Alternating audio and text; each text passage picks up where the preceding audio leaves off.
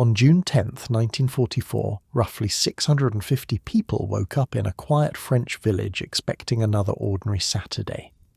By sunset, 643 of them would be dead, their homes nothing but ash and rubble. The SS needed less than 8 hours to erase an entire community from existence. Here's what it was actually like to be in Oradour-sur-Glane the day the soldiers came. Hey, quick thing before we start. If you often fall asleep to these stories, go ahead and hit like or subscribe so they're easier to find. I'm always curious where everyone is listening from. Drop your city and the time in the comments. It's amazing to think that as some of us are settling in for the night, others in London or New York are just starting their day. All right, let's head back to June 1944. Trust me, it's going to be quite a ride. But first, get comfortable. Seriously, adjust those pillows, pull up that blanket, because where we're going, you're going to want to be cozy. The first sounds you'd hear on that Saturday morning weren't alarm clocks. Those didn't really exist for most folks in a French village in 1944. No, what woke you was the rooster. Always the damn rooster, crowing at anything and everything. The moon, a passing cart, his own shadow probably. He lived in your neighbour's garden, and he had opinions about everything that moved. Then came the church bells, 8 chimes marking the hour. They'd ring every hour and every half hour from 8 in the morning until 9 at night, and if you'd lived in Oradour-sur-Glane your whole life like most people had, you barely noticed them anymore. They were just there, like breathing. Different from your silent bedroom right now, where the loudest thing is maybe your phone charging or the hum of the refrigerator downstairs. Robert Hebras opened his eyes that morning to those exact sounds. Rooster, bells, same as always. He was 19 years old. Just a kid, really, though he'd probably punch you for saying so. Most of his friends were farm kids, but not Robert.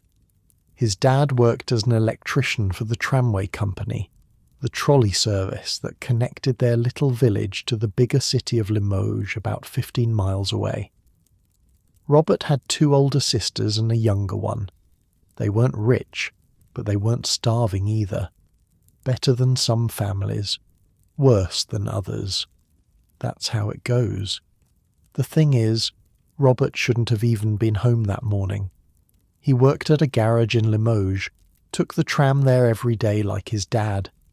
But the day before, his boss had told him something weird. "Hey Robert, take the day off tomorrow." Just like that. No explanation. Maybe the guy wanted to quietly celebrate D-Day, the Allied landing up in Normandy 4 days earlier. Everyone had heard about it on the radio. Big news. Hope for the first time in years. So Robert stayed home. Lucky break, right? Yeah, we'll see about that. His father got up early that Saturday morning. Same routine as always. Told Robert he had to go to Saint-Victurnien, a village about 8 kilometres away. Wouldn't be back until later. Robert probably mumbled something and rolled over. 19-year-olds aren't morning people, then or now. Outside, the village was waking up the way it had for hundreds of years. The blacksmith was already at work, that continuous muffled beating of hammer on anvil. Clang, clang, clang. You could set your watch by it if you had a watch. Most people didn't. They had church bells and roosters and the angle of the sun through the window. Over on Rue de Surtot, the main street, you could hear the wine producer cleaning out his barrels. Splash and scrub, getting ready for whatever grape harvest this war would let them have. And the cows, you'd hear them coming before you saw them, their bells jangling as they walked through the streets toward the fields, because this was a village where cows just walked down Main Street and nobody thought it was weird. That's how small Oradour-sur-Glane was. You could walk from one end to the other in 10 minutes. Everyone knew everyone. Hell, Everyone was probably related to everyone if you went back far enough. Life had been like this here for 1,000 years, more or less. The village was old, centuries old. Sure, they'd added the tram line back in 1911, and now there were a few cars parked along the streets, and they had electric lights in some houses. Modern stuff, but mostly it was the same as it had always been. Peaceful, quiet. The kind of place where the biggest excitement was the annual festival in August, when they'd set up roundabouts and stalls on the fairground, and everyone would come out to eat and drink and dance until they couldn't stand up straight. The war felt far away most days. Oh, they had shortages. Coffee was basically brown water at this point. Bread, sugar, milk, cheese, all rare. You used melted lard to cook with because butter was a fantasy. If you were really lucky, you might get some cod on Good Friday. That was about it. But they hadn't seen German soldiers. Not once. Not in 4 years of occupation. The closest German-controlled town was Limoges, and even there, the Germans mostly stuck to themselves. The resistance, the Maquis, they were active in the forests and hills around the area, sure, but not in Oradour itself. The village was just too small, too unimportant. Nobody bothered them. They didn't bother anybody. It was a good arrangement. Madame Binet was probably already at the girls' school that morning getting things ready. She was the head teacher, and she had 106 students. That's a lot of kids for a village this size, but there were refugees now. Families from Alsace-Lorraine, that border region the Germans had annexed.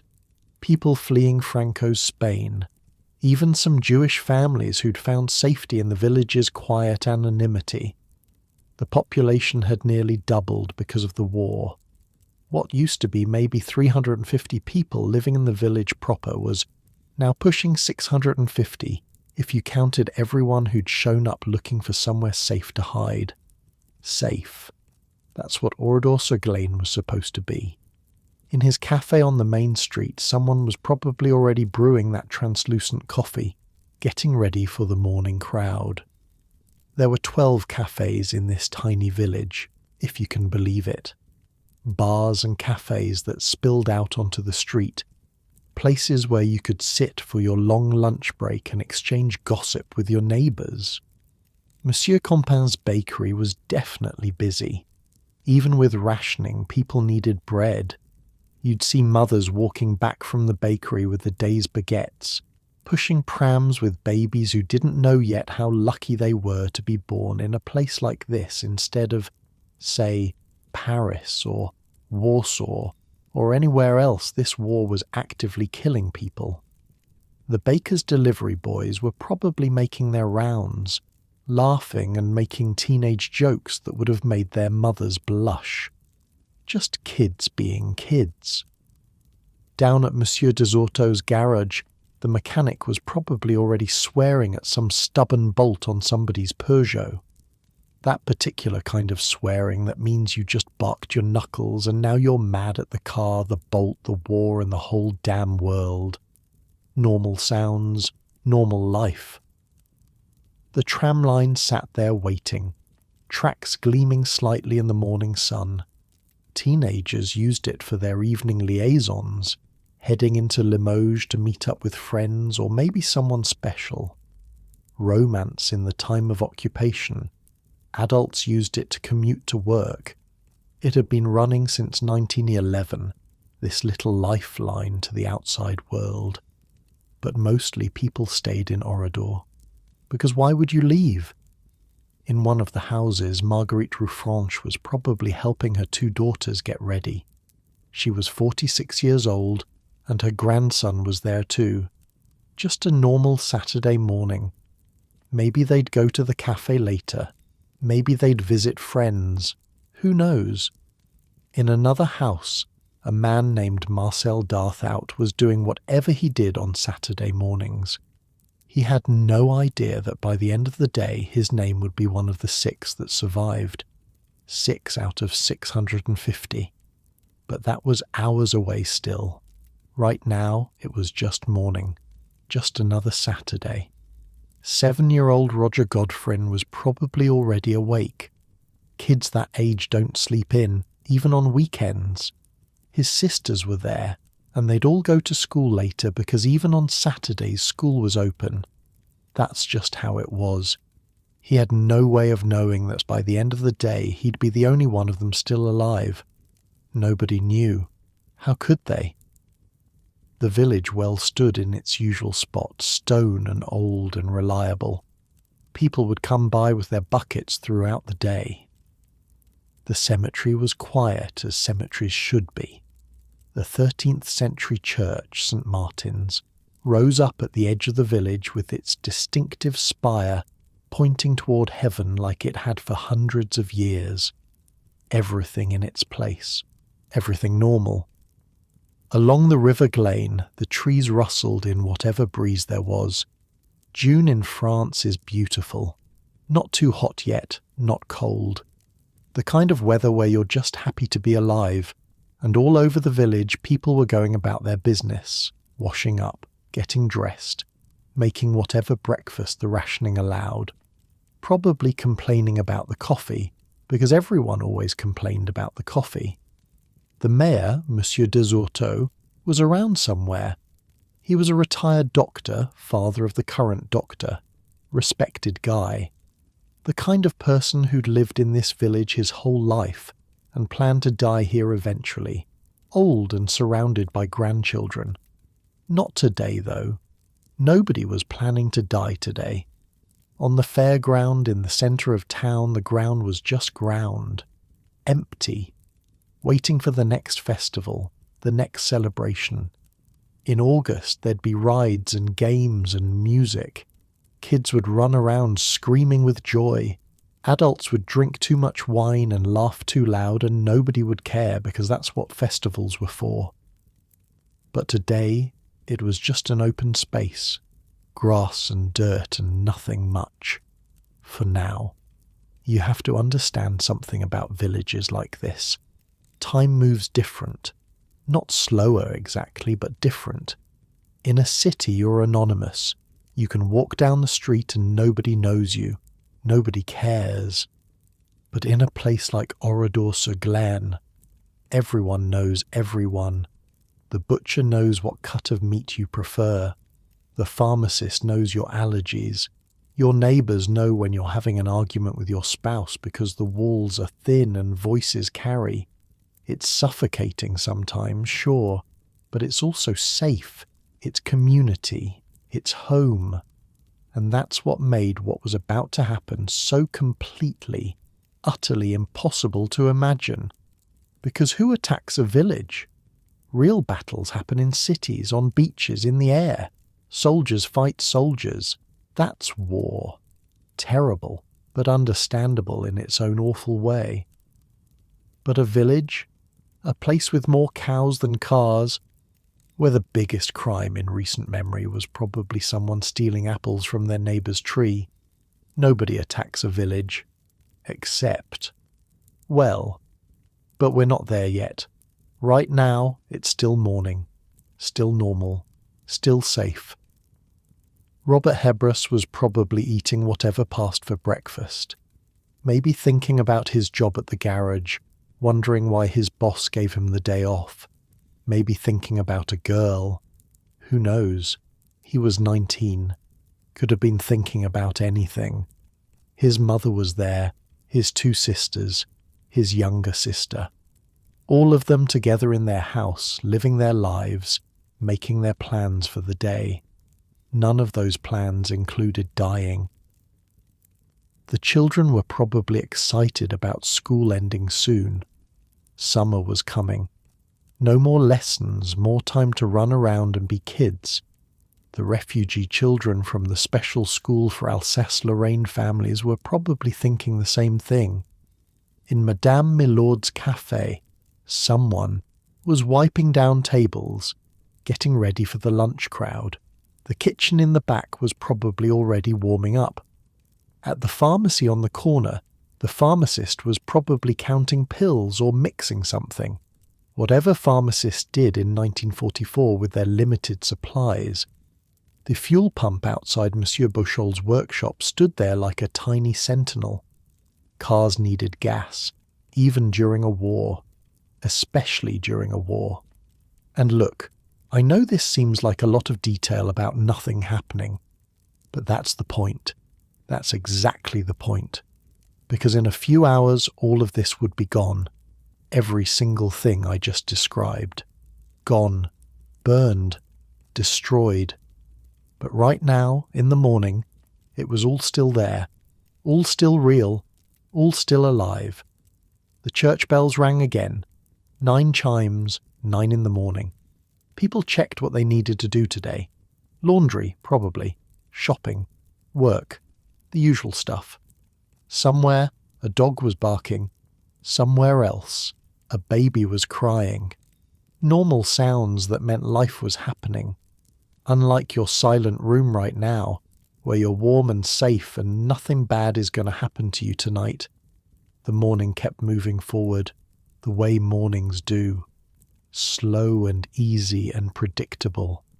In the outlying farms and hamlets where about 3/4 of Orador's people actually lived, folks were already at work, feeding animals, checking crops, all the stuff you do when you live off the land. Some of them would come into the village later, for church maybe, or to visit the market, or just to see people. Small villages are like that. You get cabin fever being alone too much. The tramway tracks gleamed in the sun, waiting for the next scheduled run. Somewhere, someone was probably singing. Why not? It was Saturday. The sun was shining. The war was far away. Everything was fine. Everything was normal. Everything was exactly the way it was supposed to be. And that's how it stayed for a few more hours. Right up until 1:45 in the afternoon, when everything changed. The first person who heard them coming probably thought it was thunder. That low rumble in the distance getting closer. Engines. Lots of engines. Then somebody looked up the road and saw them. Trucks. Half-tracks. Vehicles in a line coming fast toward the village. It was 1:45 in the afternoon. People stopped what they were doing. Because you don't see German military convoys in Oradour-sur-Glane. You just don't. That was the whole point of living here. Nobody bothered you. But there they were, rolling down the road like they owned the place, which technically they did. Occupied France and all that. Some of the vehicles drove straight through the village without stopping. People watched them pass, probably thinking they were just heading somewhere else. Limoges, maybe.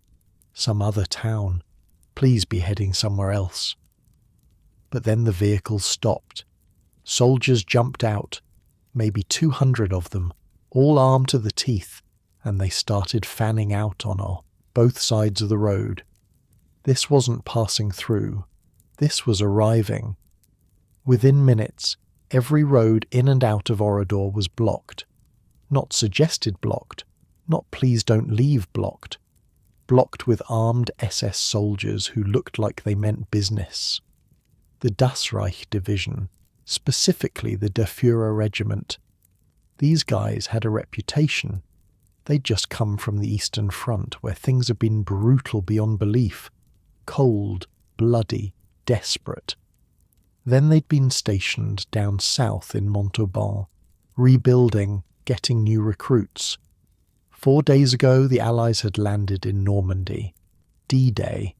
The beginning of the end for Germany, though nobody knew it yet.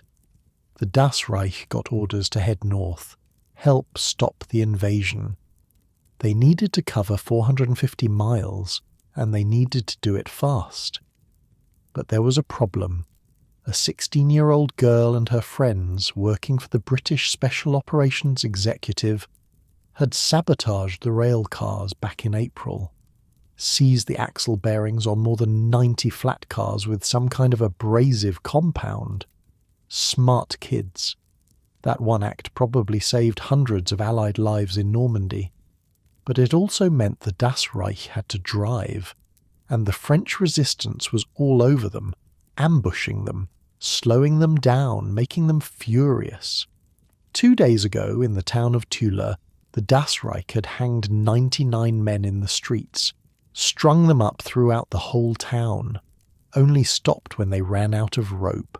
Yeah, these were the guys who just showed up in Oradour, and they were in a mood. Mayor Desorto saw the commotion and came out of his house. He was the mayor after all. Retired doctor, well respected. If there was a problem, he'd handle it. That's what mayors do. He walked over to one of the vehicles on the fairground.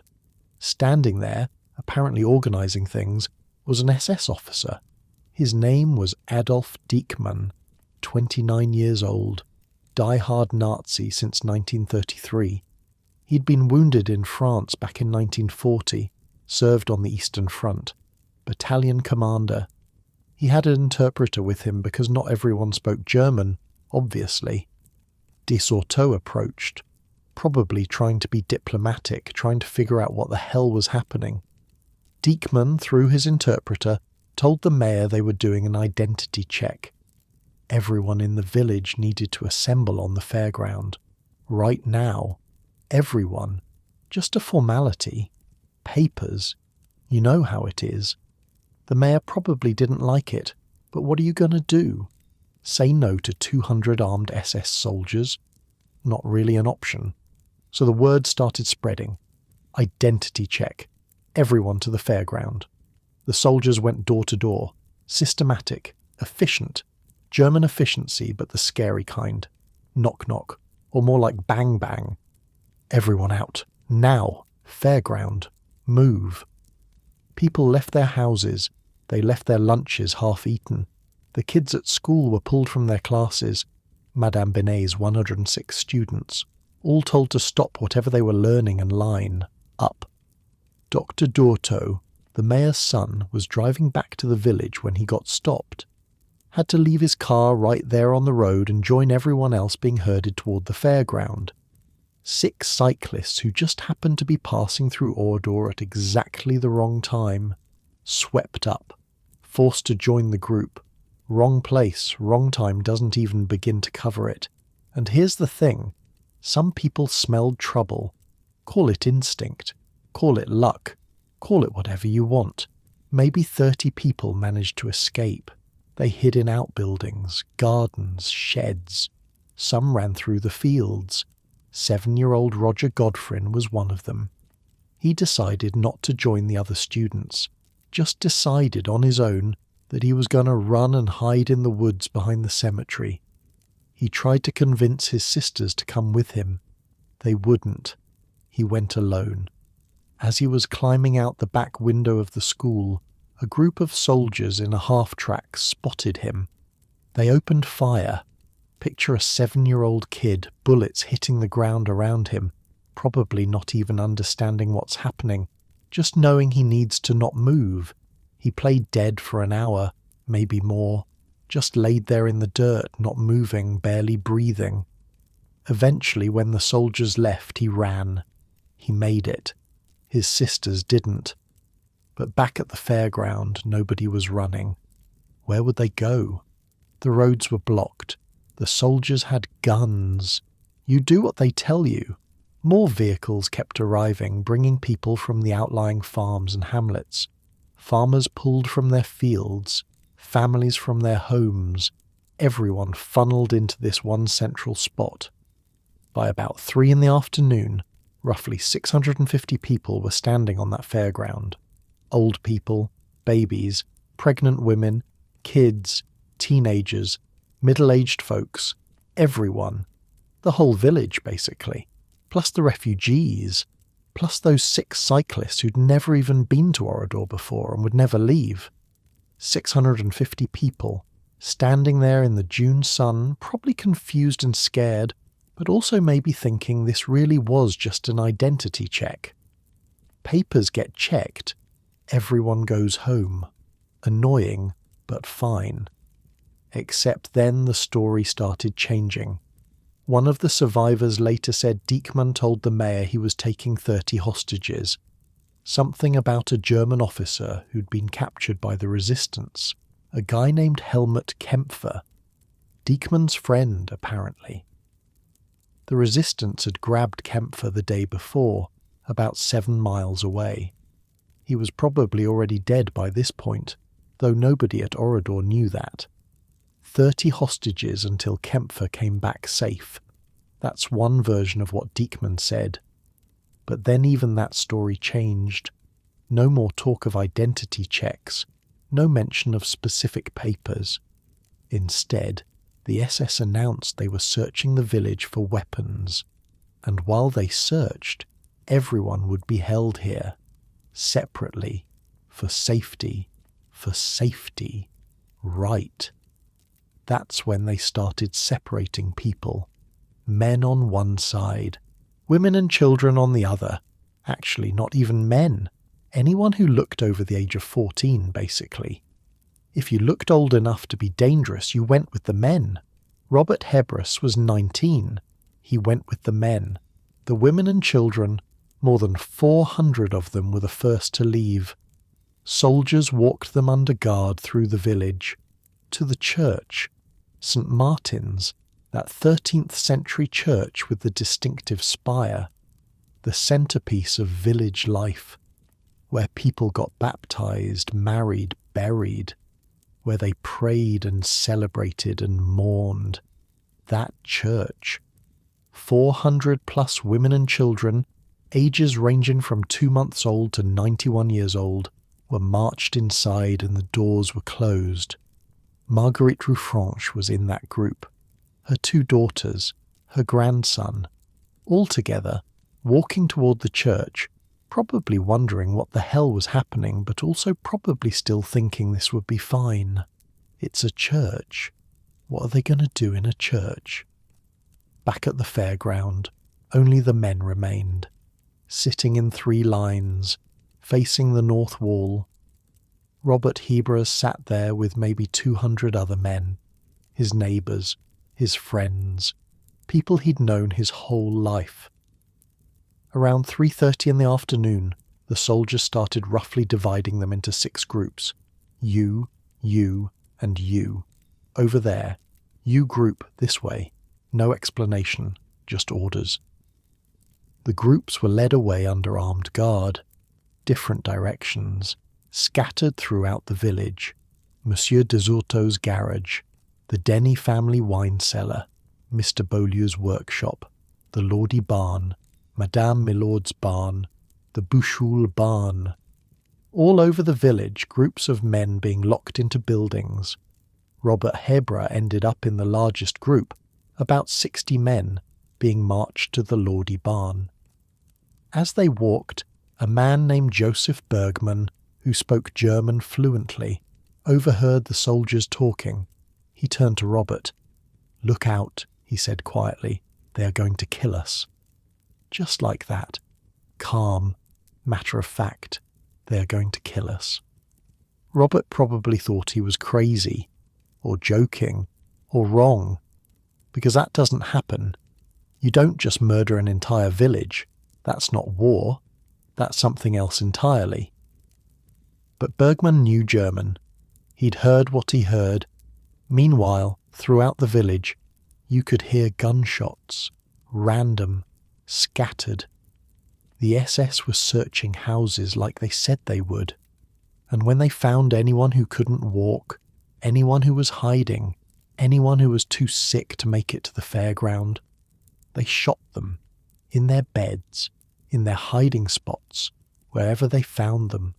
Old people who couldn't move, the disabled, anyone who tried to hide. Bang! Problem solved. The village that had been so alive that morning, so full of normal sounds, was now filled with entirely different sounds. Boots on cobblestones, German voices barking orders, the occasional gunshot, whimpering, crying, fear. But still, for most people this was manageable. Fear. The fear of being arrested, maybe. The fear of being held for a while. Scared, but not terror. Not yet. In the church, the women and children waited, crammed inside, packed together, nervous, anxious. What's happening? When can we leave? Where are our husbands, our fathers, our sons? Madame Ruffranche, sitting there with her daughters, had no idea she'd be the only one to walk out alive. In the barns and garages around the village, the men sat or stood, waiting, wondering if this was about the resistance activity in the area, wondering if they'd really be held hostage, wondering how long this would take. Some of them probably weren't even that scared yet, just annoyed, inconvenienced. This was Saturday, for crying out loud. They had things to do. The soldiers stationed outside each building stood there, weapons ready, not talking much, just watching. They knew what was coming. The prisoners didn't. Not yet. Back at the church, around 4 p.m, some young soldiers, maybe 20 years old, carried in a large box. Heavy, awkward. They put it in the nave, right in front of everyone. Strings hung from it, trailing on the ground. The women and children watched, confused. What is that? The soldiers lit the strings, and then everything exploded. The box detonated with a massive bang. Black smoke, thick and choking, filled the church. The device was designed to kill, but something went wrong. It mainly just created this suffocating cloud. Panic. Immediate, total panic. Women and children screaming, gasping for air, crushing toward any space where they could breathe. The pressure of hundreds of bodies all trying to escape the smoke broke down the door to the sacristy, a small room off to the side. People poured in, desperate. Marguerite Ruffranche followed with her daughter. They sat down on a step. The Germans saw people escaping into that room.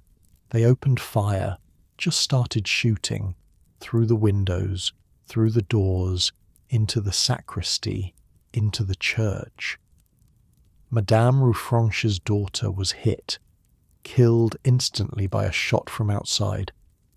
Marguerite closed her eyes and didn't move, played dead, smart, awful, but smart. More shooting, more screaming. The sound of machine guns and rifles and panic all mixed together in this holy place that was supposed to be safe. Then the Germans threw straw, firewood and chairs onto the bodies lying on the floor, living and dead, all together, and they set it on fire. Margaret had somehow avoided getting hit. She crawled through the smoke toward the altar. There were 3 windows there. She went for the middle one, the biggest. Using a stool, the one normally used to light candles, she heaved herself up. She was 46 years old, not young, not athletic, just desperate. Somehow she made it, threw herself through the already shattered window, fell about 10 feet to the ground outside. She looked up and saw another woman at the window, holding out her baby. The woman jumped down next to Marguerite, but the baby was crying. The soldiers heard. They shot both the woman and the baby, right there. Marguerite somehow wasn't hit. She crawled away into a vegetable garden and hid. She'd been shot 5 times at some point during all this, though she probably didn't realize it yet. Adrenaline is a hell of a thing. She laid there in the dirt among the vegetables, bleeding, barely conscious. She'd stay there for more than 48 hours before anyone found her. But that explosion in the church, that horrific scene, that was the signal. Over in the Lardy barn, Marcel Darthout heard it. First an explosion, then shooting, then an order. Fire! And 2 machine guns opened up on the 60 men packed into that barn. Hell, Marcel said later. It was like hell. The smell of gunpowder, the screaming. The first burst hit him twice in the legs. He fell, As he went down, he got hit twice more in the thigh. He was one of the first to fall, and the others fell on top of him, piling up, a pyramid of dying men. Those friends saved his life by dying on him. Then everything stopped. Quiet. The Germans were talking to each other, but quietly now. When Marcel tried to move, the soldiers came closer. He heard the sound of a rifle being cocked. Then a shot.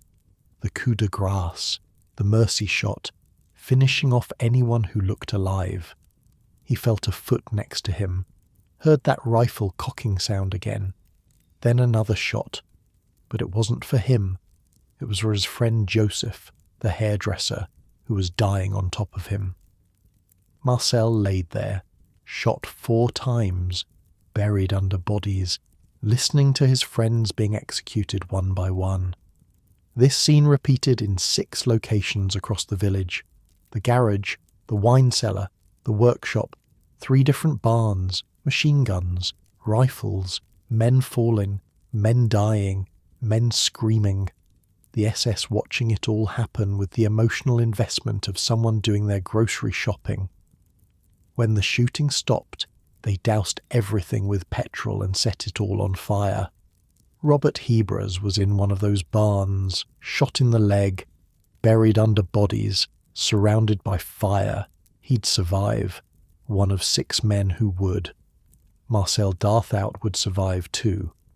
He and 4 others eventually crawled to an adjoining barn, then hid in a stone rabbit hutch while the village burned around them. But everyone else? Gone. In the church, the fire was spreading.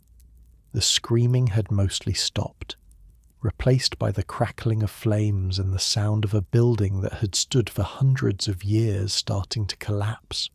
400 women and children, gone. Around 6 in the evening, the Germans started looting. Because why not? Everyone's dead. Might as well take their stuff. They went house to house, looking for valuables, alcohol, anything interesting. Then they set each building on fire, systematically, efficiently, every single structure. The homes where people had lived for generations, the shops where they'd worked, the cafes where they'd laughed, the school where kids had learned their letters, all of it, burning. By the time the SS mounted their vehicles and drove away, the same road they'd come in on less than 8 hours earlier, Oradour-sur-Glane was an inferno. 643 people dead, men, women, children. An entire village erased in one afternoon. The fire burned well into the night, visible for miles around. This bright, terrible beacon that meant something awful had happened. But nobody knew what exactly. Not yet. The sun went down on June 10th, 1944, and Oradour-sur-Glane was still burning. You could see it from miles away.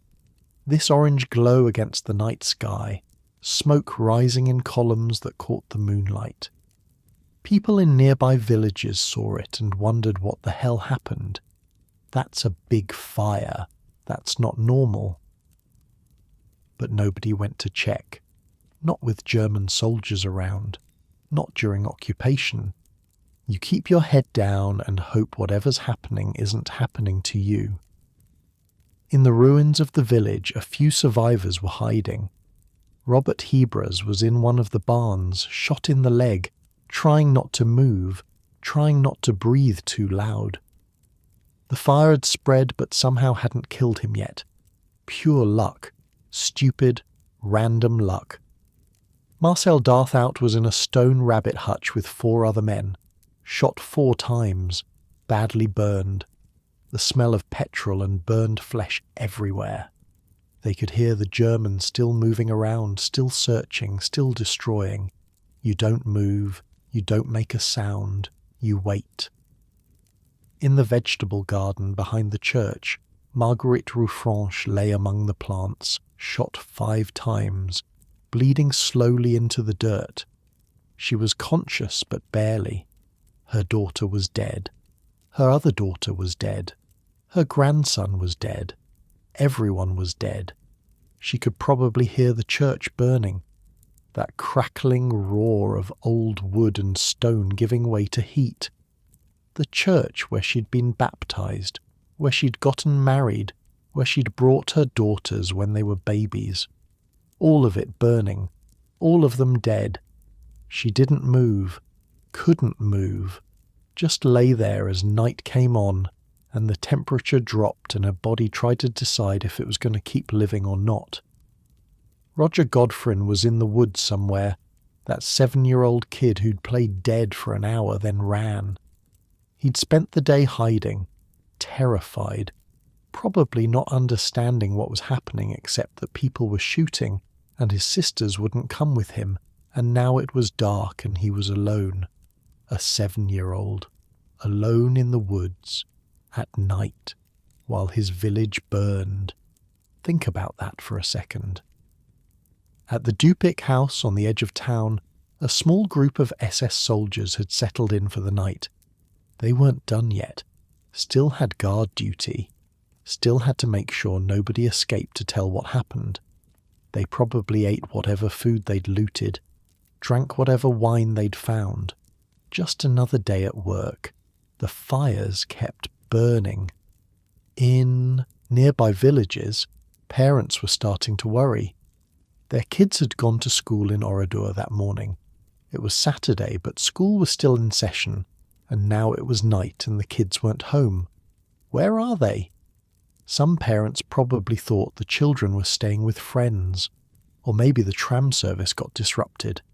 There was a war on after all. Things happened.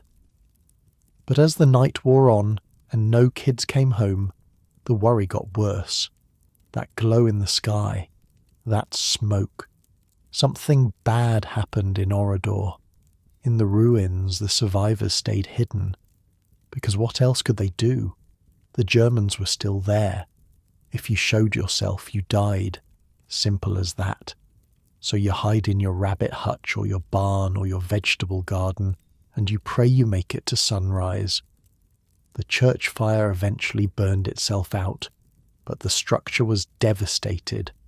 The roof had caved in, the walls were cracked and blackened, and inside, among the rubble and ash, were the bodies of more than 400 women and children, burned, crushed, shot, all of the above. The village well still stood, untouched by the fires. The stone didn't burn, just sat there, same as it had for however many centuries, while everything around it turned to ash. Some of the cars on the street had burned, some hadn't, depending on how close they were to the buildings. The mayor's Peugeot 202 was still there, parked where it had been that morning when he'd walked over to talk to Diekmann. That conversation felt like 1,000,000 years ago now.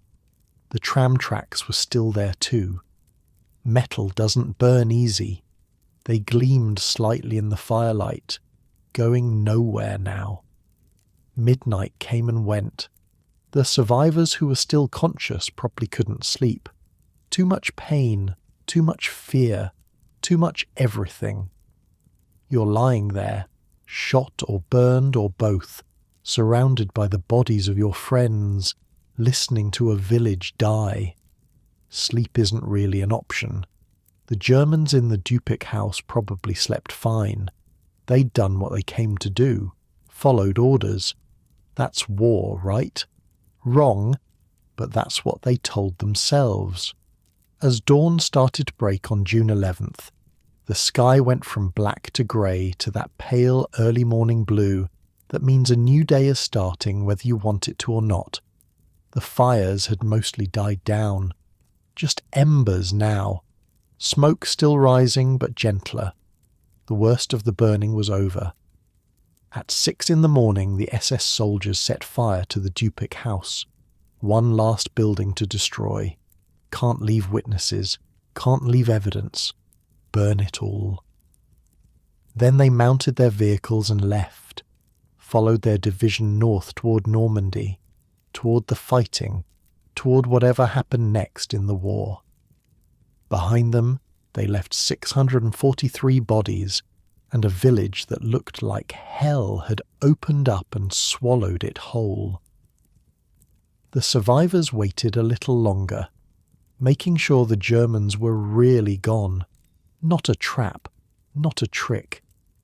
Then, slowly, they started to emerge. Robert Hebrus crawled out of wherever he'd been hiding.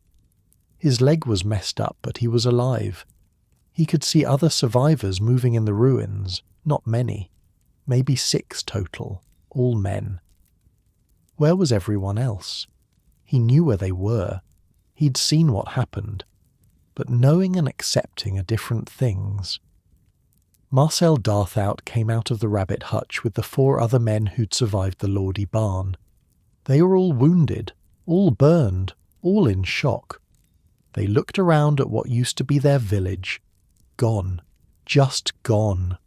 Parents from the nearby villages started arriving, frantic, desperate. My children were at school here yesterday. Where are they? Where's the school? There is no school. Not anymore. The building that used to be the girls' school was rubble and ash. Madame Binet was dead. Her 106 students were dead. All of them. The parents from Alsace-Lorraine, the refugee families whose kids went to the special school, they came looking too. Where are our children? Dead. In the church. Burned. How do you tell someone that? How do you say those words? But somebody had to. People started walking through what was left of Oradour, trying to make sense of it. The pharmacy was destroyed. The bakery was destroyed. The cafes, all 12 of them destroyed. The garages, the barns, the houses, every single building either burned or badly damaged. The streets were covered in debris, broken glass, chunks of stone, ash, so much ash, and bodies. They found bodies in the houses, old people, sick people, anyone who couldn't make it to the fairground, shot in their beds or wherever the soldiers found them. They found bodies in the barns and garages, men piled on top of each other, burned beyond recognition, and they found bodies in the church. One of the first people to go into the church was a man named Hiverneau. He was looking for his 2 boys, 8 and 10 years old. He found the younger one, Marcel, almost immediately. The kid was lying on his side, half burned, dead. Hiverneau kept looking for his older son. Couldn't find him. Not in the parts he could search anyway. Too much rubble. Too much destruction. Behind the altar, he found at least 20 small children. They'd crowded there trying to find protection. Some lost refuge from the fire and bullets and smoke. It didn't help them. They were all dead, smothered by smoke or burned. Probably both. But here's something Hiverneau noticed, and he told people about it later. Not a single adult was behind that altar. The mothers of Oradour in those final moments had left that last bit of shelter for the children. They'd stayed out in the open, faced the fire and bullets themselves, and given the kids whatever chance they had. It didn't save the children, but the mothers tried. Every single one of them tried. Hiverneau said later, "All honour to the mothers of Oradour." Because what else can you say? Other people had similar experiences. You come back to the village looking for your family and they're just gone. Maybe you find a body. Maybe you don't. Either way, they're not coming home. One guy had been away from the village for work, came back to find his parents dead, his wife dead, his kids dead, his siblings dead, his entire family gone in 8 hours. This happened over and over. Different people, same story. I was away. I came back. Everyone's dead. The scale of it was impossible to process. This wasn't a battle. This wasn't soldiers fighting soldiers. This was an entire community erased on purpose. 643 people. Think about that number for a second. That's not a statistic. That's hundreds of individual people, each with their own life, Their own plans, their own everything. The baker who made bread every morning, dead. The teacher who taught 106 kids, dead. The mechanic who fixed cars, dead. The mothers, the fathers, the grandparents, the babies, the teenagers, all of them, dead. And for what? Nobody knew. The soldiers hadn't explained. They just killed everyone and left. As the morning went on, more people arrived from surrounding areas. Word was spreading. Something terrible happened in Oradour. They came to help, to look, to bear witness. What they saw was a nightmare. The smell alone was unbearable. Burned wood, burned flesh, smoke, death.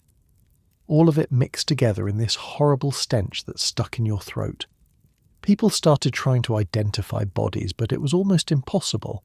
The fire had been too hot, too complete. Features were gone. Clothes were burned away. You'd find a body and have no idea who it was. Of the 643 killed, they'd eventually identify only 52. The rest would stay unknown. Could be anyone. Your neighbour, your friend, your family member. You'd never know for sure. In the vegetable garden, Marguerite Ruffranche was still lying there. 2 days. She'd been lying there for 2 days, shot 5 times, bleeding, drifting in and out of consciousness. Finally, someone heard her calling out. Weak, barely audible. They found her among the vegetables and realized she was alive. Barely, but alive. The only survivor out of more than 400 women and children who'd been forced into that church. One person.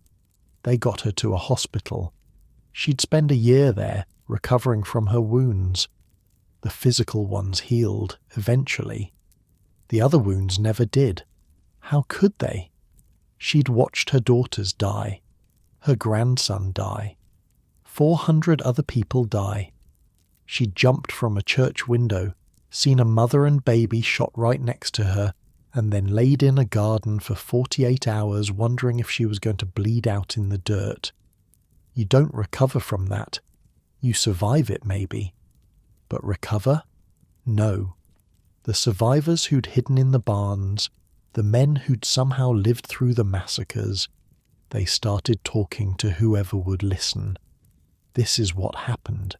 This is what they did. Machine guns, fire, executions, systematic murder. The story started spreading beyond Oradour. People in Limoges heard. People in other villages heard. The SS did this. The Das Reich division. They killed everyone, and the Germans knew they'd screwed up. Because this wasn't war. This was something else. Even by the standards of 1944, even by the standards of the SS, this was excessive. Within days, senior German officers were demanding explanations. What the hell happened at Oradour? The Vichy government filed official protests. The French government that was collaborating with the Germans, even they were like, okay, this is too far. Stadler, the commander of the Der Führer regiment, claimed he'd only issued orders to take hostages, not to massacre the entire village. Field Marshal Erwin Rommel got involved. The actual Rommel. He was pissed. They started court-martial proceedings against Diekmann, the battalion commander who'd led the operation. Diekmann was generally held responsible for exceeding his orders, for taking hostages and turning it into genocide. But the court-martial never went anywhere, because within weeks Diekmann was dead, killed in action in Normandy. So were most of the perpetrators. The Das Reich went north, fought the Allies, and a lot of them died in the fighting. Convenient in a way. Dead men can't testify. Dead men can't be held accountable. The military inquiry quietly closed. Back in Oradour, people were still trying to deal with the bodies. 643 dead. Most unidentifiable. What do you even do with that? Some of the SS actually came back in the days after the massacre. Half-hearted attempts to bury the bodies, hide the evidence, but the job was too big. too many bodies, too much destruction. They gave up and left. French aid workers eventually arrived and took over. The identification process, the burials, the documentation. It was a huge task, and mostly impossible. You'd find a body that could be anyone, a child that could be from any family. How do you identify burned remains when you don't have dental records or DNA testing or any of the tools modern forensics use? You can't. So you bury them and you mark the grave unknown, and you hope somebody, somewhere, remembers who they were. The village itself was left standing, or not standing exactly, but left as it was. Nobody rebuilt the houses, nobody cleared the rubble. The French government decided almost immediately that this needed to be preserved. A memorial, a warning, a reminder of what happened when you let evil run unchecked. President Charles de Gaulle would later designate Oradour-sur-Glane a village martyr, a martyred village. The ruins would stay ruins, forever, and they have. Even now, 80 years later, you can visit Oradour and see the burned-out buildings, the skeletal cars, the empty streets. It's frozen in time. June 10th, 1944, preserved in stone and ash. But on June 11th, as people walk through the ruins for the first time, none of that memorial stuff had happened yet. It was just horror, just grief, just the impossible task of trying to comprehend how 643 people could be alive one day and dead the next. No warning, no battle, no chance, just gone. The parents who'd come looking for their children left without them. Some had bodies to bury, others had nothing but absence. The survivors, all 6 men, were in shock, wounded, traumatized beyond belief. They'd seen their friends and family murdered. They'd hidden in burning buildings. They'd played dead while soldiers executed everyone around them, and now they had to live with it. That's the thing about surviving when everyone else dies. You don't get to just move on. You carry it forever. Robert Hebers would spend the rest of his life telling his story to anyone who'd listen. Not because he wanted to, because he had to. Somebody had to remember. Somebody had to say their names. Somebody had to make sure this didn't get forgotten. The village was gone. But the story couldn't be. As the sun rose higher that morning, people kept coming. More aid workers, more officials, more family members hoping for a miracle. There were no miracles, just bodies and rubble and the smell of death. Just a quiet French village that had done nothing wrong and paid the highest price imaginable. So here's the question everyone was asking. Why? Why this village? Why these people? Why any of it? And the answer is both complicated and simple, depending on how you look at it. The simple answer, the SS were monsters who killed for basically no reason. The complicated answer, well, let's back up a few days. June 6th, 1944, D-Day. Allied troops hit the beaches in Normandy and Germany suddenly had a massive problem on the Western Front. The German Army High Command started pulling units from everywhere, trying to stop the invasion before it got too big to handle. Every hour mattered, every unit counted. The Das Reich Division was stationed down in Montauban, southern France. They'd been rebuilding after getting wrecked on the Eastern Front. New equipment, new recruits. Some of these guys were from Alsace, that border region Germany had annexed. French speakers forced into German uniforms. On June 7th, their commander, General Heinz Lammerding, got orders. Get to Normandy. Now. Fast as you can. 450 miles. 19,000 men. Tanks, trucks, artillery. Everything. The obvious route was by rail. 3 days maybe if everything went smooth. But remember those 16-year-old saboteurs? The girls who'd seized the axle bearings on 90 flat cars back in April? Yeah, Rail wasn't happening, so they had to drive, which was a nightmare. Tanks break down, trucks overheat, 450 miles by road would take forever and destroy half your vehicles before you even got there. But they didn't have a choice. On June 8th at 8 in the morning, 1,400 vehicles rolled out of Montauban heading north and immediately ran into trouble. The French resistance was everywhere, ambushes at every turn, roadblocks, snipers, booby traps, the maquis they called themselves, farm boys and shopkeepers and teachers who'd decided they were done with occupation. They had rifles and grenades and a whole lot of anger. They couldn't stop the Das Reich, not directly. The Germans had tanks and artillery and actual military training, but they could slow them down, harass them, make them bleed. And they did. At Cahors, the division split into two columns. The Der Führer regiment took the western route. Most of the armour went east. Ambushes at Grolejac, at Carsac, at Roufillac. German soldiers dying in the French countryside miles from any real battle. And the Das Reich was getting frustrated, getting angry. They were supposed to be in Normandy stopping the invasion, and instead they were getting picked off by farmers with hunting rifles. By June 9th, the division command issued an order: break the spirit of the population by making examples. Making examples, that's military speak for terrorize civilians until the resistance backs off.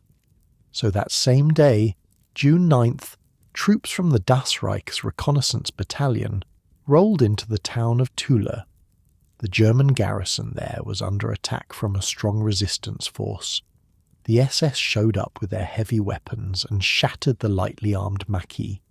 Then they rounded up all the male residents and hanged 99 of them throughout the streets of the town, strung them up from balconies, lampposts, trees, wherever they could tie a rope. They only stopped because they ran out of rope. 99 men, dead, as a message. That was June 9th. So the Das Reich was already in that headspace, already killing civilians as payback for resistance activity. But Toula wasn't enough, apparently. Two things happened on June 9th that led directly to Oradour. First, a German officer named Karl Gerlach was out searching for billets for his troops, places to sleep. He got captured by the resistance near the town of Nieul. He escaped a few hours later. His driver wasn't so lucky. Gerlach claimed, and this is where it gets murky, that during his captivity he was briefly held in Oradour-sur-Glane. Was he? Maybe. Maybe not. Nobody knows for sure. He said he was. The resistance denied it. Second thing, Helmut Kempfy, battalion commander for the Das Reich's 3rd Battalion, was ambushed and captured by resistance fighters near the village of Sauvia-sur-Vige. Kempfer was a personal friend of Adolf Diekmann, the guy who'd lead the attack on Oradour the next day. The resistance group that grabbed Kempfer was led by a guy named Georges Guingouin. They took Kempfer away and almost certainly killed him, though his body was never found. So now Diekmann had lost his friend. Gerlach was saying something about Oradour. There were vague reports from collaborators about a captured officer being held in a nearby village, and the whole division was frustrated and angry and looking for someone to punish. Add it all up and you get June 10th, 1:45 p.m, Oradour-sur-Glane. But here's the thing, there's another Oradour, Oradour-sur-Ver, about a dozen miles away. Some people think the SS got confused, went to the wrong village. That Oradour-sur-Ver was the one with resistance activity, but Diekmann's troops hit Oradour-sur-Glane by mistake. Killed 643 people because they couldn't read a map properly. Others think it didn't matter which Oradour. They just wanted to kill somebody, anybody, as payback. As an example, as a way to say, stop messing with us or we'll erase your whole town. We'll never know for sure. Most of the people who could answer that question are dead. What we do know is that there was no resistance activity in Oradour-sur-Glane itself. The Maquis were in the forests and hills nearby, sure, but not in the village. The people who died there were civilians, refugees, kids, babies, not soldiers, not fighters, just people trying to survive a war. And the SS killed them all anyway. After it happened, the German military command went into damage control mode. Because even by their standards, this was bad. This was the kind of thing that made headlines. That turned neutral populations into enemies. That gave the Allies propaganda material for years.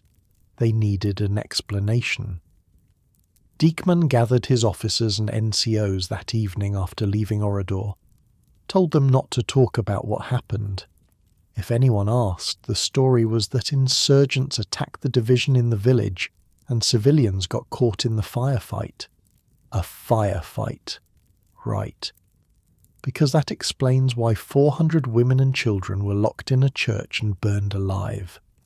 The German Army High Command offered this exact story to the Vichy government after French diplomats sent a protest note with an accurate account of what actually happened.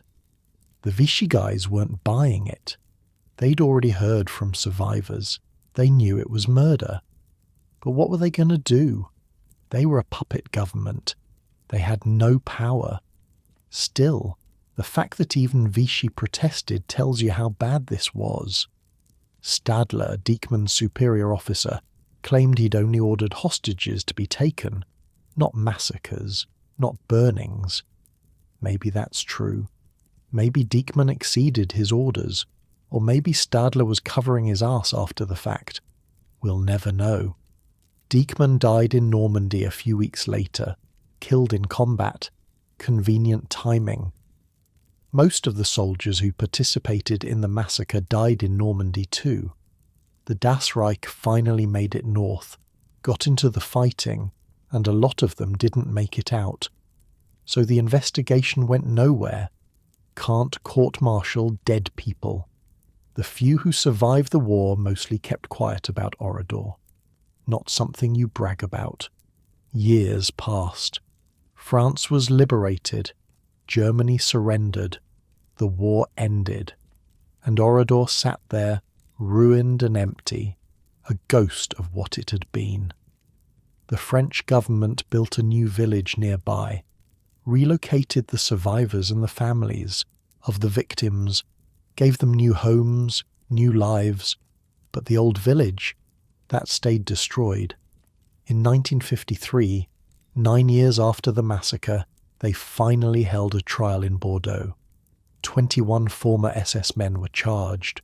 14 of them were from Alsace, those French speakers who'd been conscripted into German service. The trial was complicated, messy, political, because the Alsatian defendants claimed they'd been forced into the SS, forced to follow orders. What were they supposed to do? Refuse and get shot? The victims' families were furious. These men helped murder 643 people, and now they're claiming they had no choice. But the French government was trying to heal, trying to bring Alsace fully back into France after years of German control. Convicting Alsatians for war crimes wasn't great for national unity. Still, the trial went forward.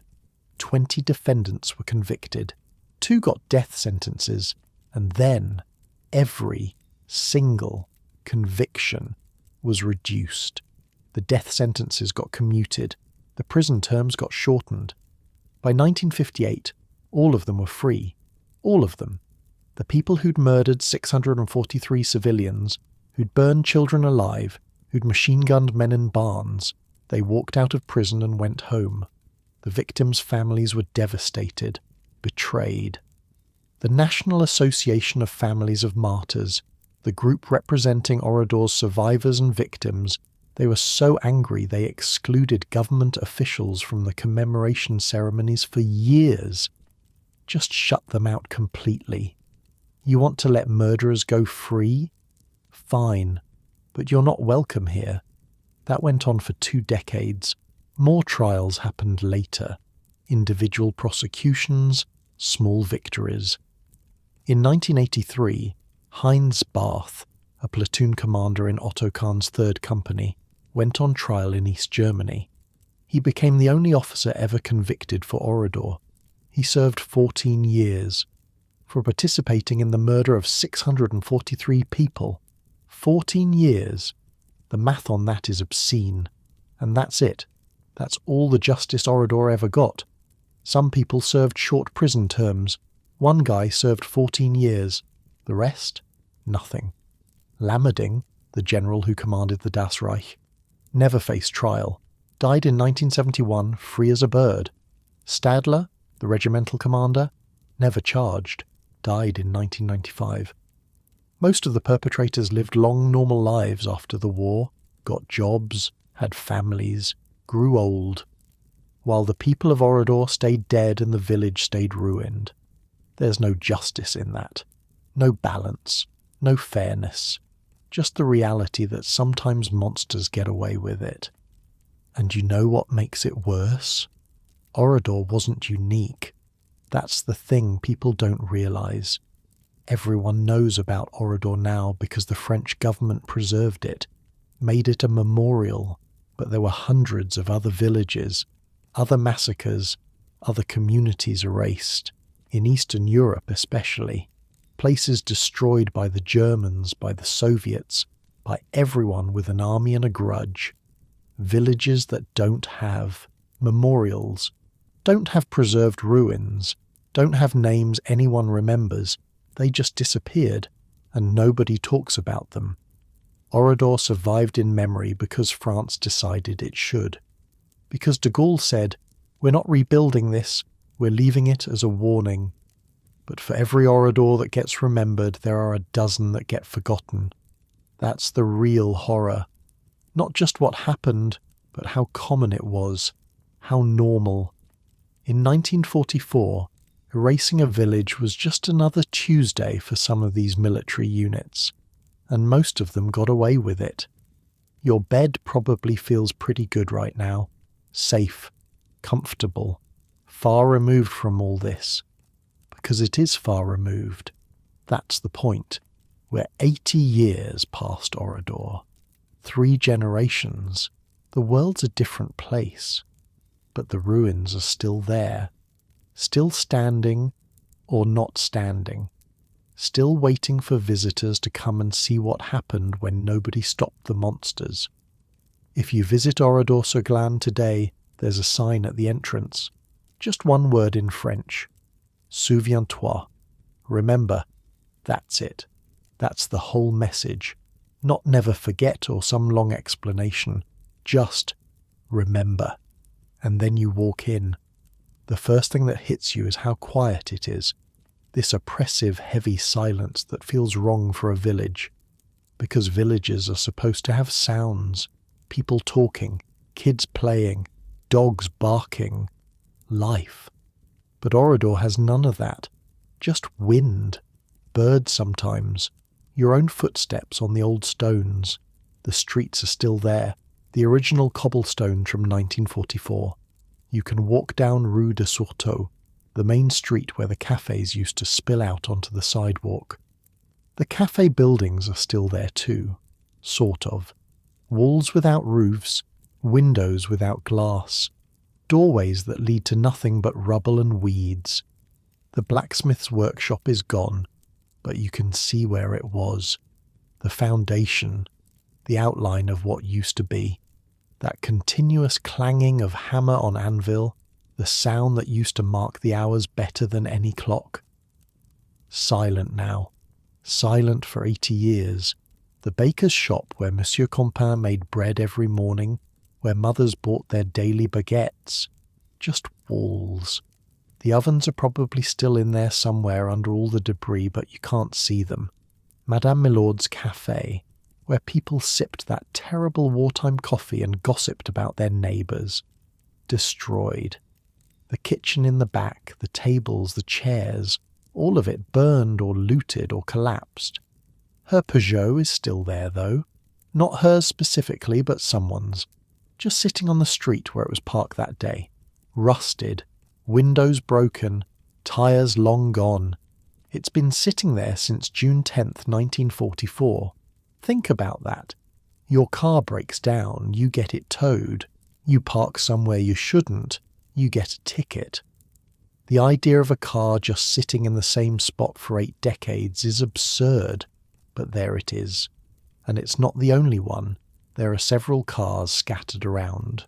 The ruins, all in various states of decay. The metal has oxidized. The paint is gone. They're more sculpture than vehicle now, but they're still there, still parked, still waiting for owners who will never come back. The mayor's Peugeot 202, the one he was driving when he came out to talk to Diekman, that's there too. You can see it, touch it even, though you probably shouldn't. It's real, physical, a connection to that day. Inside the ruined buildings, you can see things, personal things, the kinds of objects that make it all feel too real. Sewing machines. There are sewing machines still sitting in houses, or what used to be houses. Singer sewing machines, the old manual kind with a foot pedal. They're rusted now, seized up, but they're intact, recognizable. Somebody used those. Somebody sat there and sewed clothes for their family, made curtains, fixed torn shirts, normal stuff, life stuff. And now the sewing machines just sit there, silent and useless, monuments to normal life interrupted. Bicycles are propped against walls, or they were. Some have fallen over the years, some are half buried in rubble, but you can still see them, still identify them as bikes. Kids probably rode those, rode them to school, to friends' houses around the village just because. Now they're rust and memories. The village well is still there, untouched. Stone doesn't burn. It's probably the most intact thing in the whole place. People used that well for centuries. Lowered buckets, pulled up water, carried it home. Simple, necessary. The kind of thing you do every day without thinking about it. Nobody's used it since June 10th, 1944. The church, St. Martin's, is the most devastating ruin of all. The walls are still standing mostly. The distinctive spire is gone, collapsed. The roof caved in during the fire. You can walk inside. The floor is a mess of rubble and weeds growing through cracks. The altar is still there, or part of it. Behind that altar, 20 children died trying to hide. You know that when you look at it. You can't not know it. And there's something else in the church, something that makes it all too real. The pram. There's a baby carriage, an old-fashioned pram sitting in the church ruins. Empty. No mother, no baby. Just a rusted metal frame and a rotted fabric. That pram had a baby in it once. Some mother was pushing her infant around, probably proud, probably exhausted, probably doing all the normal mother things. And then June 10th happened. The pram is still there. The mother and baby aren't. It's one of those objects that just hits you. Because it's so personal, so specific. Babies aren't abstractions. Babies are real, vulnerable, completely innocent. And someone put a baby in that pram into a church and set the church on fire. The pram survived. The baby didn't. That's the kind of detail that breaks people when they visit. Because it's not statistics, it's not numbers, it's a baby carriage with nobody in it. Throughout the ruins there are plaques, little signs explaining what used to be where. Here was the girls' school where Madame Binet taught 106 students. Here was Monsieur de Sourteau's garage. Here was the Lodi barn where 60 men were machine-gunned. The plaques are respectful, informative. They don't sensationalize. They just state facts. This was here. These people died here. Remember, the cemetery is outside the ruined village not far away. That's where the victims are buried. 643 graves. Well, not individual graves for everyone. Most of the bodies couldn't be identified, but there are headstones, memorials, names when they know them. Unknown when they don't. Some headstones show photographs. Faces looking out at you from before June 10th. Young faces. Old faces. Children smiling at the camera, not knowing. Entire families are buried together. The headstone will say something like, the DuPont family, and list everyone.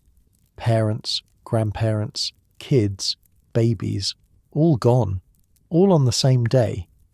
You walk through that cemetery and you start doing math in your head. This woman was 22. This kid was 4. This baby was 2 months old. 2 months. Didn't even get to know what the world was like, and then it was over. The memorial centre, the museum they built near the ruins, is more modern, clean, organised.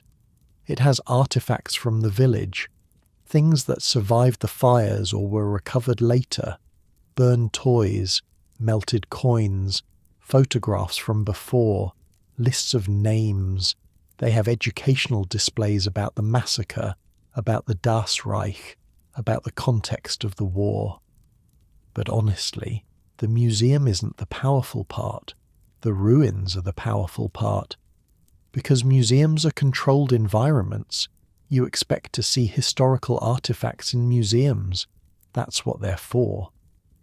But walking through an actual destroyed village, seeing actual cars and bikes and sewing machines right where they were left, that's different. That hits different. It's the ordinariness that makes it devastating. These weren't soldiers in a war zone. This wasn't a military target. This was a village, a place where people lived boring, normal lives, where the biggest excitement was probably the annual festival, and it was erased, completely, deliberately, in 8 hours. The French government made a choice to preserve this, to not clean it up, to leave it exactly as it was, and that choice has kept Oradour alive in a way that a memorial plaque never could.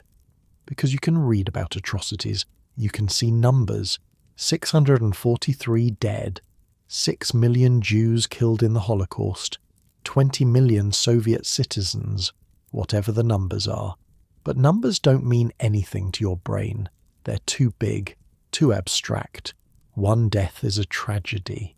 1 million deaths is a statistic. Some guy said that once and he was right. But Oradour isn't a statistic. It's a baby carriage. It's a bicycle. It's a sewing machine. It's specific, tangible objects that belong to specific people, and that makes it real in a way numbers never can. The new village, the one they built after the war, is nearby. Just a short walk. It's normal, modern, alive. People live there now, descendants of survivors, new families, whoever. They have shops and cafes and a school, all the normal village things. But they live in the shadow of the old village, literally. You can see the ruins from the new town. Every day they wake up and somewhere in their peripheral vision is the reminder of what happened. I don't know how you live with that. How you just go about your normal life when the worst day in your community's history is permanently on display down the road. But they do. Because what else can you do? Life goes on, even after horror, even after loss. That's maybe the strangest thing about human beings, our ability to keep going even when it seems impossible. The survivors of Oradour, the 6 men who lived, they all dealt with it differently. Robert Hebras spent his whole life telling the story, giving tours, talking to visitors, making sure nobody forgot. He died in 2023 at 97 years old, the last survivor. For 79 years he carried that day with him, talked about it, relived it over and over. That's its own kind of torture, but he did it anyway, because somebody had to remember. Somebody had to speak for the 643 who couldn't.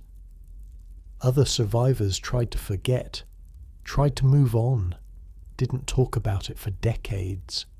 That's its own kind of torture too. There's no good way to survive something like that. No right answer. You just do your best and hope it's enough. The village gets tourists now, thousands of them every year. French school children on field trips, history buffs, people just passing through who heard about it. They walk through the ruins, read the plaques, visit the cemetery, go to the museum. Some of them cry, some don't, some take it seriously. Some take selfies because people are people and some of them are idiots. But most visitors, they get it. They understand what they're seeing. A warning, a reminder. This happened. This can happen. It happened in France in 1944, but it could happen anywhere if you let it. That's what the sign says. Souviens-toi. Remember. Not just remember this specific massacre. Remember what humans are capable of when they stop seeing other humans as human. Remember so it doesn't happen again. Spoiler alert, it's happened again. Multiple times. Different places, different victims. Same basic story. But maybe it happens less often because of places like Oradour. Because of people who refuse to let it be forgotten. Maybe. Hard to say. What's certain is that the ruins are still there. The cars, the bikes, the sewing machines, the pram. All of it, frozen in time, waiting for people to come and see and remember. Your warm bed feels pretty far from all that right now, doesn't it? Because it is. You're safe, comfortable, not in any danger. That's the privilege of living now instead of then, living here instead of there. But it's worth remembering that the people of Oradour thought they were safe too, thought their village was too small, too unimportant, too far from the fighting. Thought wrong. Safety is never guaranteed. Peace is never permanent. You have to work for it. Fight for it. Remember what happens when you don't. That's what Oradour teaches. That and the fact that a rusted bicycle can make you cry if you think about it too long. Let's talk about the people for a minute. Not the statistics, not the victims, the actual people who lived in Oradour before June 10th. Because that's what gets lost sometimes, the individual humans behind the numbers. Take Monsieur Compain, the baker. He got up every morning before dawn. Had to. Bread doesn't bake itself. His shop was on the main street, and even with wartime rationing, even with the terrible quality of flour they had to work with, people still needed bread. So every day he'd fire up his ovens and make what he could. The smell of baking bread in the morning, that's one of those things that makes a place feel like home, warm, safe, normal. Compain probably knew everyone's preferences. This family likes their bread a little more done. That old lady always wants the end pieces, small details, baker knowledge. He died in one of the barns, machine-gunned with everyone else. The ovens in his shop, the ones he used every single day, they're somewhere in the rubble now, cold for 80 years. Or think about Madame Binet, the head teacher at the girls' school. She had 106 students. That's a lot. More than you'd expect in a village this size. But the war had brought refugees, kids from Alsace, from Spain, Jewish families. All of them needed schooling. So Madame Binet taught them, all of them. Reading, writing, arithmetic, whatever else French kids learned in 1944. She probably knew which kids were smart, which ones struggled, which ones were troublemakers. She probably had favourites, though she'd never admit it. Teachers always do. Maybe she had dreams of retiring someday, moving to the coast, living somewhere warm. She died in the church with her students, all 106 of them, gone in one afternoon. The school building is still there. You can see where the classrooms were. where the blackboard probably hung, where kids sat at their desks and learned their lessons and passed notes when Madame Binet wasn't looking. Normal kid stuff. Robert Hebrat's mother was named Henriette. She had 4 kids, 2 older daughters, Robert, and a younger daughter. She was probably tired a lot. 4 kids will do that to you. But she kept the house running, cooked whatever meals the rationing allowed, made sure everyone had clean clothes, did all the normal mother things. Robert was 19, old enough to work but still young enough to be her kid, still living at home. Did they get along? Probably sometimes yes, sometimes no. That's how mothers and 19-year-old sons work. But she loved him. Obviously. He was her kid. She died in the church, along with both of Robert's older sisters and his younger sister. Robert survived because he was with the men, because he was 19 and male, and that's where they put him. Pure chance. Nothing else. He lost his entire family in 8 hours. Try to imagine that for a second. Your whole family. Gone. While you're locked in a barn listening to gunfire and wondering what's happening to them, and then finding out. There's no coming back from that. Not really. You survive it, but you don't recover. Marguerite Ruffranche's daughters were named André and Amélie. Her grandson was named Dominique. André was in her 20s. Amélie too, probably. Old enough to have their own lives, but still close to their mother. Dominique was just a kid, maybe 5 or 6 years old. That age where everything is an adventure and the world is mostly good.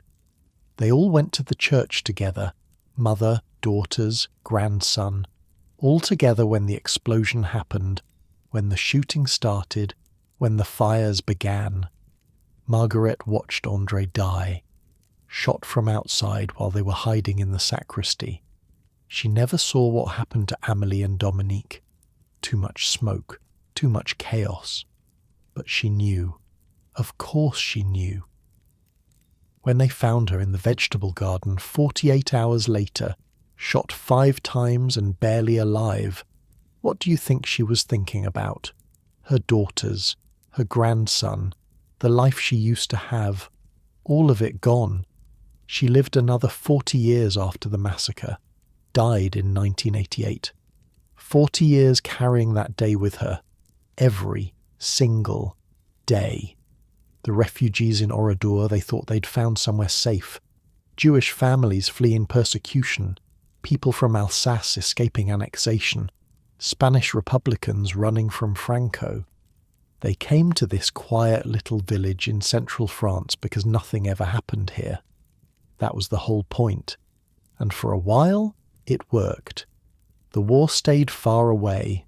The Germans left them alone. Life was hard but manageable. They probably felt lucky, grateful. We made it. We're safe. The war can't touch us here. Wrong. So wrong. There were families in Oradour who'd lived there for generations, centuries maybe. Their great-great-grandparents probably worked the same land, shopped at the same market, went to the same church. Deep roots. The kind where everyone knows everyone going back forever. And that has good parts and bad parts. Good, community, support, never being alone. Bad, everyone knows your business, no privacy, no escape. But mostly good, mostly worth it. Until June 10th, when being all together in one place meant you all died together. The farm families, the ones who lived in the outlying hamlets, they came into the village for different reasons. Market day, church, social visits, boredom. Some of them were there on June 10th by pure chance. Wrong place, wrong time. They got rounded up with everyone else, marched to the fairground, separated, killed. If they'd stayed home on their farms that day, they'd have lived. But they didn't. They came to town. Bad luck. That's all it was. The tram line connected Oradour to Limoges, and people used it for everything. Work, shopping, dating, entertainment.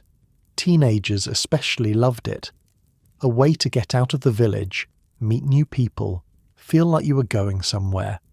Robert Hebry used it to get to his job at the garage in Limoges. Every day. Same route. Until his boss told him to take June 10th off. That decision, that one random day off, saved his life. His boss had no idea. Just felt like giving the kid a break. And because of that, Robert was home when the SS arrived, was put with the men instead of being safe in Limoges. Sounds like bad luck, right? Being home that day? But it meant he was with the men, and 6 men survived. If he'd been younger, if he'd been 14 instead of 19, they'd have put him with the women and children, and he'd have died in the church. The line between living and dying was that thin, that arbitrary. Age, gender, which group they put you in, whether you could hide, whether you could run. Luck, all of it. The elderly people of Oradour, the ones too old or sick to make it to the fairground, they got shot in their beds. Think about that. You're 90 years old. You've lived through wars, epidemics, famines, everything. You've survived, made it to old age, and then some soldier shoots you in your bed because you can't walk. Not even worth the effort to bring you to the fairground. Just bang. Done. Next house. There's something extra cruel about that. Something that makes it worse than the mass killings. At least in the church or the barns, people were together. Scared, but not alone. These old folks died alone. In their beds. In their homes. Nobody there but the soldier who killed them. The children at the school, they were excited about summer coming. You know how kids are. School's almost over. Summer's almost here. Everything's going to be fun and games for months. They probably had plans. Swimming in the river, playing in the fields, whatever rural French kids did for fun in 1944. Normal kid plans. They never got to do any of it. The youngest victim was 2 months old.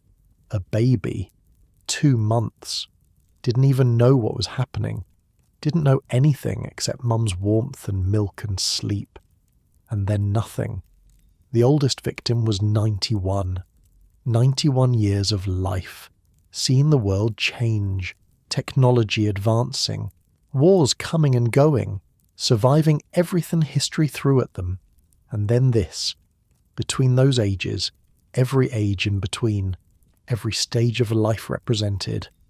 Pregnant women, newlyweds, middle-aged shopkeepers, teenagers, kids, babies, all of them with plans, with futures, with tomorrow, until they didn't. There was a woman in the village who was supposed to be in Limoges that day, had an appointment or something. She cancelled, decided to stay home instead. Bad decision. Worst decision. She died in the church. There was a man who was supposed to be home, but he'd gotten called to another village for work. Good decision. Best decision. Though he had no way of knowing. He came back to find his family gone. Sometimes being lucky feels worse than being unlucky. The collaborators, the French people who worked with the Germans, some of them had given information about Oradour. Vague stuff. Rumours. I heard there might be resistance in that area. They probably didn't think it would lead to a massacre. They were just trying to survive, trying to stay on the good side of the occupiers. But their information, however vague, however innocent their intent, it pointed the SS toward Oradour. Did they feel guilty after? Did they even know what they'd done? Hard to say. Most of them probably kept quiet about it. Blended back into normal French society after the war. Nobody asking too many questions about what you did during the occupation. Better for everyone that way. The village doctor, Monsieur Desorto, he was the mayor's son. He was driving back to the village when the SS stopped him. made him leave his car right there on the road. His father, the mayor, was already at the fairground trying to figure out what was happening. Father and son, both trying to do the right thing, both trying to help their community, both dead by sunset. The doctor's car, the one he had to abandon, it might be one of the rusted vehicles still there. Maybe. Hard to tell after 80 years. But somewhere in those ruins is a car that belonged to a doctor who just wanted to get home. The wine merchant, Monsieur Denis, he ran a popular shop. Popular because everyone likes wine, but also because he was probably a good guy. Friendly. Fair prices. The kind of shopkeeper who'd let you run a tab if times were tight. Who'd chat about nothing for 20 minutes because he liked talking to people. His wine cellar. The one where they locked men before machine gunning them. That was probably his pride and joy before the massacre. His livelihood. His life's work. After. A mass grave. Can't sell wine from a place where 60 people were murdered. Can't do anything with it except leave it as it is and hope people remember why. Some of the soldiers who did this, the young ones especially, were barely older than the teenagers they killed. 20-year-old SS soldiers shooting 19-year-old French kids. What does that do to a person? How do you live with that after? Some of them probably didn't think about it. Just following orders, just doing their job. Some probably did think about it. Lay awake at night for the rest of their lives seeing faces. No way to know. Most of them never talked about it. The survivors, the 6 men who lived, they all had different reactions. Robert Hebras talked. A lot. For decades. Others went silent. Couldn't talk about it. Too much. One guy joined the resistance afterward. Needed to do something. Needed to fight back. Another guy just disappeared. Moved away. Changed his name. Tried to become someone else. All valid responses. All understandable. There's no instruction manual for surviving a massacre. You just do whatever you can to keep breathing. Your pillow's probably getting pretty comfortable right about now. Your blanket's warm. Your bedroom's safe. That's good. That's how it should be. Nobody's coming to round you up. Nobody's separating you from your family. Nobody's locking you in a building to be shot. You get to just lie there and exist, and that's enough. That's everything, actually. The people of Orador didn't get that. Didn't get tomorrow. Didn't get to just exist. They got 8 hours of terror and then nothing. But for a while, for 1,000 years before June 10th, they had what you have now. Normal days, boring routines, small pleasures, bread from the bakery, wine from the merchant, gossip with neighbours, kids being annoying, work being tiring, life being life. That's what they lost, not just their lives. Their normal, boring, beautiful lives. The kind of life you're living right now as you listen to this. Safe, warm, here. Remember that. Remember them. Remember it was just a normal Saturday morning until it wasn't. Here's something most people don't think about. The resistance fighters who'd been ambushing the Das Reich along their route north. They were heroes, genuinely, fighting against occupation, risking their lives, doing what they could to slow down the German war machine. Those 16-year-old girls who sabotaged the rail cars, absolute legends. They probably saved hundreds of Allied lives in Normandy by forcing the Das Reich onto the roads. But their actions also meant the Das Reich drove through French villages instead of riding rails through empty countryside, which meant more opportunities for ambushes, which meant more dead German soldiers, which meant more German anger, which led to Tulle and Orador. So here's the question nobody wants to ask. Did the resistance cause the massacre? And the answer is no. Obviously no. The SS caused the massacre. They pulled the triggers. They set the fires. They made the choice to murder 643 civilians. But, and this is a huge but, the resistance fighters had to live with the knowledge that their actions had consequences, that fighting back, the right thing to do, the brave thing to do, sometimes resulted in reprisals against people who weren't fighting at all. That's a hell of a burden.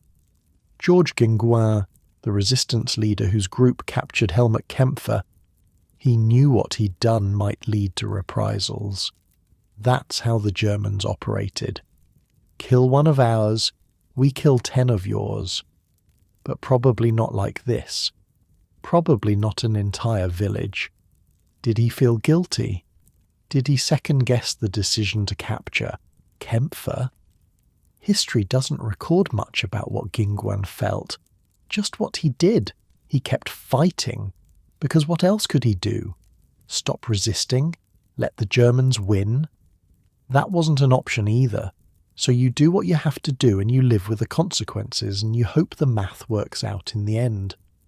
More German soldiers dead means less occupation, means the Allies have an easier time, means France gets liberated faster. That math cost 643 people in Oradour their lives. Was it worth it? Don't answer that.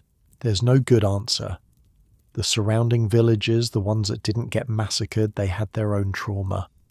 Because it could have been them. Easily. The SS were driving around looking for someone to punish. Any village could have been the target. Pure chance that it was Oradour and not somewhere else. That's a weird kind of survivor's guilt. Your village is fine. Your neighbours are alive. But the village 10 miles away is gone. Why them and not you? No reason. Just luck. How do you process that? How do you go to the market or church or school knowing that same thing almost happened here? You don't, really. You just keep going and try not to think about it too much. But it's always there, in the back of your mind, the knowledge that safety is random and temporary. France has multiple martyred villages. Oradour is the most famous, but there are others. Maillet, for instance. Massacre happened there on August 25, 1944. Same day, Paris was celebrating liberation. 124 people killed. Entire families. Same basic story as Oradour, but nobody knows about Maillet. They rebuilt it. No preserved ruins, no big memorial, just a small museum and some plaques and the local memory of what happened. Why does Oradour get remembered while Maillet gets forgotten? De Gaulle. That's why. He chose Oradour, made it the symbol, preserved it. Maillet got a plaque. Both massacres equally horrible, both communities equally devastated, but one gets to be the memorial for all of France's suffering and the other doesn't. That's not fair. But it's how memory works. You can't memorialize everything.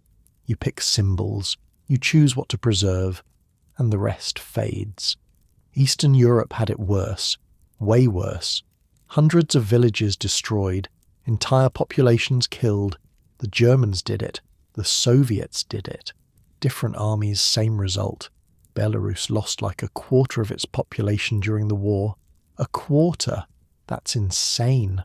Whole villages gone. Not preserved, not memorialized, just gone. And after the war, the Soviet Union wasn't big on dwelling on suffering. You rebuilt. You moved on. You didn't make museums about it. So those villages are forgotten. The people who died there are forgotten, except by their families, the ones who survived. But families die out eventually. Memories fade, and then there's nothing. Oradour got lucky in a weird way. Lucky to be chosen as the symbol. Lucky to have de Gaulle care enough to preserve it. Most massacred villages didn't get that. The psychology of living near Oradour in one of the surrounding villages must be complicated. On one hand, you want to remember, honor the dead, make sure it never happens again. On the other hand, you're trying to live your life, raise your kids, go to work, do normal things. Hard to be normal when you can see the ruins from your window. The new Oradour, the rebuilt village, they had to figure out how to exist next to their own tragedy. Do you talk about it all the time? Do you never talk about it?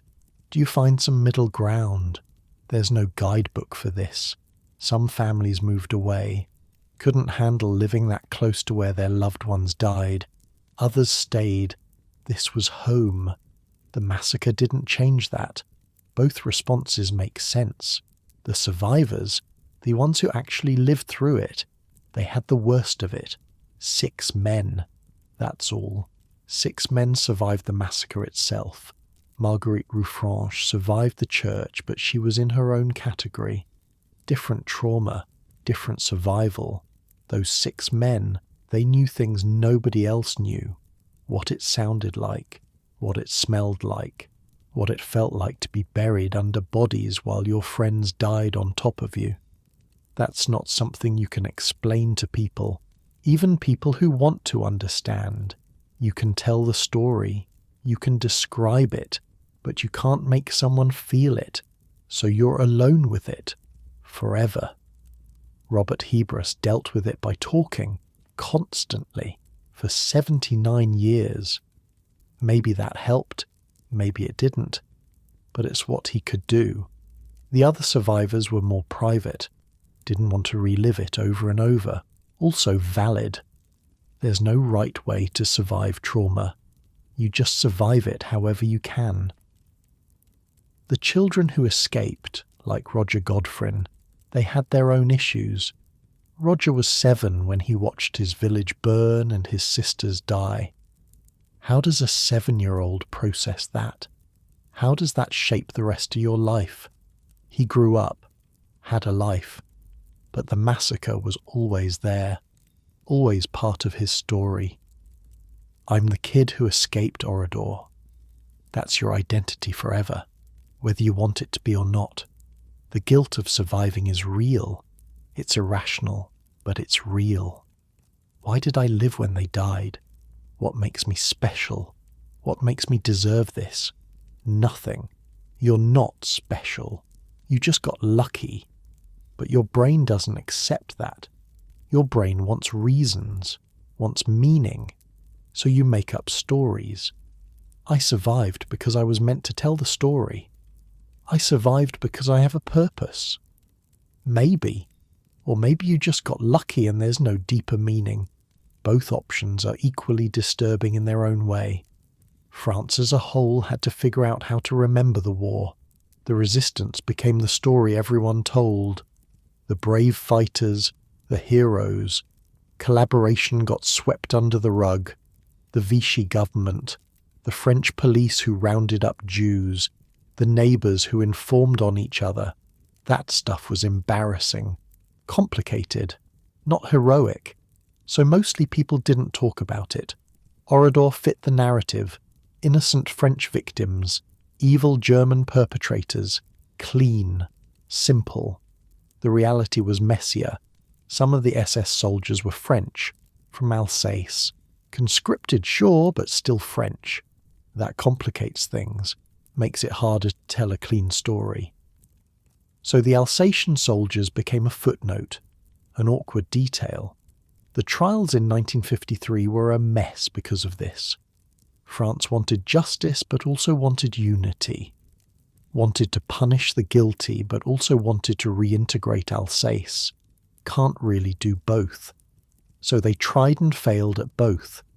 The victims' families were furious. The Alsatian population was furious. The government was stuck in the middle. Eventually everyone got released and everyone stayed angry. That's not justice. That's just giving up. But what else could they do? The perfect solution didn't exist, so they did what they could and moved on. The Das Reich division, the unit that did this, they kept fighting after Oradour, made it to Normandy eventually, got into some heavy battles, took casualties. A lot of the soldiers who participated in the massacre died in combat within weeks, which meant they never faced trial, never had to answer for it. Dead men can't be punished, can't make amends, can't explain themselves, just gone. Problem solved, kind of. Except the victims are still dead. The village is still ruins. The families still have nobody to blame who's actually alive. So the anger just sits there. No outlet, no resolution. The officers who survived the war mostly went home and blended back into German society. Got jobs, had families, went to church, acted like normal people. Because they were normal people. That's the thing. They weren't monsters, not in their daily lives. They were teachers and shopkeepers and office workers who happened to participate in mass murder during the war. How do you reconcile that? How do you be both things? You don't. You compartmentalize. You tell yourself you were following orders. You were young. It was war. Things happen in war. You find excuses. Build walls in your brain. Separate war you from normal you. And you never talk about it. Never admit what you did. Never face it. That's how most of them dealt with it. Just buried it and moved on. Not healthy, but functional. Gets you through life. The knowledge that the perpetrators mostly got away with it, that's hard for people to accept. We want justice. We want balance. We want the bad guys to be punished. But history doesn't care what we want. Most bad guys get away with it. Most victims never get justice. That's just reality. Unsatisfying, but true. Ordor stands as proof of both the atrocity and the lack of justice that followed. The ruins say, this happened. The absence of real punishment says nobody really paid for it. Both messages equally important, both equally disturbing. Your room is probably pretty quiet right now. Just you and your thoughts and the sound of your breathing. That's peace. That's safety. That's the opposite of what Orador was. Hold on to that. Appreciate it. Because the people of Orador would trade anything for one more quiet night in their beds. They don't get that option. But you do. And that's not something to take for granted. So what does it all mean? That's the question people ask when they visit Orador. When they walk through the ruins, see the burned buildings, stand in the church where 400 people died. What's the point of remembering? What good does it do? The dead are still dead. The village is still destroyed. Remembering doesn't change anything. Except it does. Kind of. Not in any obvious way. Not in any way that brings people back or fixes what happened. But remembering means it mattered. Means those 643 people weren't just statistics, weren't just numbers in a history book. They were real. They lived. They died. And we remember. That's something. Maybe not enough, but something. Robert Hebers understood this better than most. He spent almost 80 years making sure people knew what happened, gave tours, talked to visitors, told his story over and over. Same story, same details, same pain, for 79 years.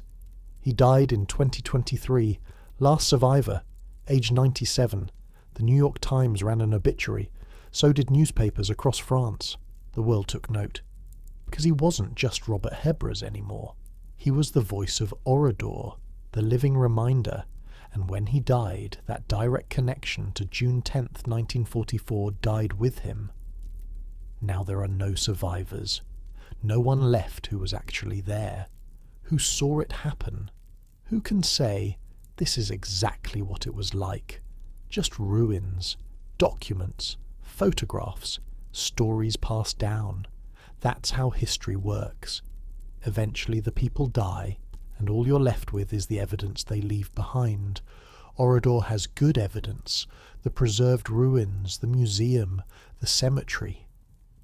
But it's not the same as a person standing there saying, I was here, this happened to me. That's gone now. The village itself, the new one built after the war, it's doing fine. Normal French village. People live there, work there, raise kids there. They're not defined by the massacre anymore. Not entirely. Sure, it's part of their history, part of their identity, but they're also just people living their lives, dealing with normal problems, traffic, taxes, teenagers being difficult.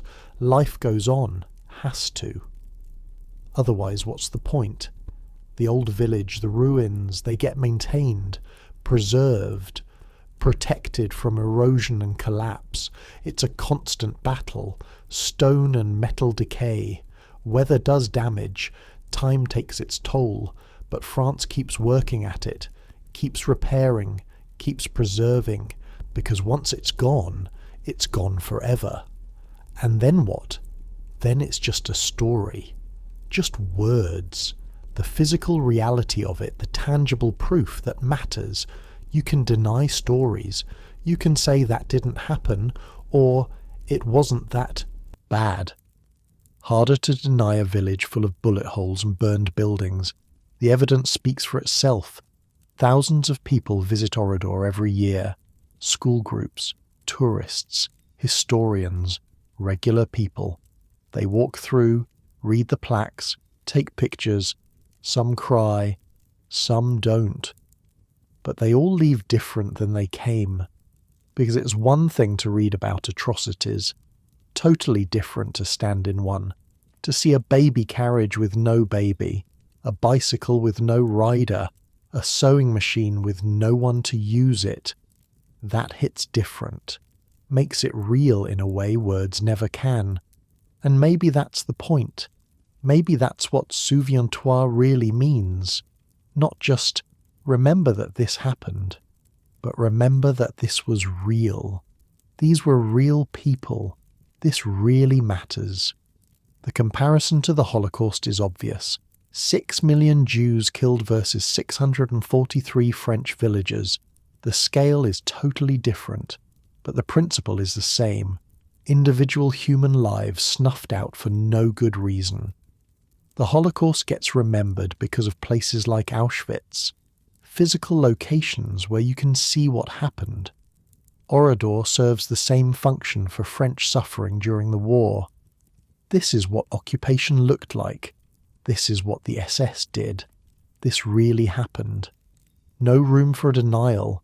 No room for, it wasn't that bad. It was exactly this bad. Other countries have their own memorials, their own preserved sites.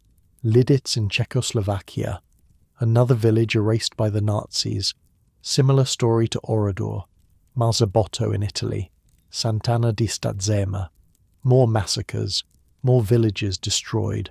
All over Europe these scars remain, some preserved, some forgotten. All true, the pattern is always the same. Occupying army gets frustrated, resistance activity in the area, some pretext, real or imagined, then collective punishment. Kill everyone, burn everything, move on. Happened over and over. Different armies, different countries, same basic horror, which means Oradour isn't special. Not really. It's representative, a symbol for all the others. Most people can't visit every massacred village, can't see every memorial, but they can visit Oradour, and in doing so, remember all of them. That's heavy. That's a lot of weight for one place to carry, but Oradour does it. Still standing, still waiting, still reminding. The church spire is gone, the roofs are collapsed, the walls are blackened, but the message remains. This happened. Remember. Your bed probably feels pretty good right now, warm and safe and far from all of this. And it is far. 8 decades and however many miles. Different world, different time, different everything. The people sleeping in Oradour on June 9th, 1944 probably felt safe too. War was happening, sure, but elsewhere, not here, never here. They were wrong. You're probably not wrong. Probably safe. Probably fine. But probably isn't definitely. Safety is never guaranteed. Peace is never permanent. You have to work for it. maintain it, protect it. That's what Oradour teaches. Not just that bad things happened, but that they can happen anywhere, anytime, if you're not careful, if you don't pay attention, if you forget. Souviens-toi, remember, the simplest message, the most important one. Because forgetting is easy. Moving on is easy. Pretending it couldn't happen again is easy. Remembering is hard. Staying vigilant is hard. Learning from history is hard, but necessary. The ruins will stand as long as France maintains them. Could be another 80 years, could be centuries. Eventually they'll fall. Stone can't last forever, but the story will remain, passed down, written, taught. As long as people care enough to tell it, that's the fragile part, the human part. Physical ruins last until they don't, but stories last as long as someone bothers to tell them. Robert Hebras told his story for 79 years. Now he's gone. But other people tell it now. Tour guides, teachers, historians, storytellers. The story continues, changes slightly with each telling, the way all stories do, but the core remains. June 10th, 1944. 643 people, Oradour-sur-Glane. This happened. Remember, the families of the victims, the descendants, they still visit, still mourn, different now, removed. You're mourning great-grandparents you never met, great-aunts and uncles, distant relatives, not the immediate gut-punch grief of losing your mother or child, but still real, still painful, still there. The cemetery at Oradour sees flowers, fresh ones. People still care. That matters. Means the dead aren't forgotten. Means their names still get spoken. Here lies, and then a name, a date, a life. Small, simple, enough. The world has moved on, obviously. 80 years is a long time. Germany and France are allies now. The European Union, shared currency, open borders. The idea of German soldiers massacring French civilians seems impossible now. But it wasn't impossible then. It happened. And if it could happen then, when else might it happen? Where else? The answer is everywhere. Always. Unless we're careful. That's not paranoia. That's history. That's pattern recognition.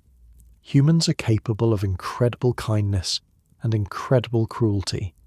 Often the same humans.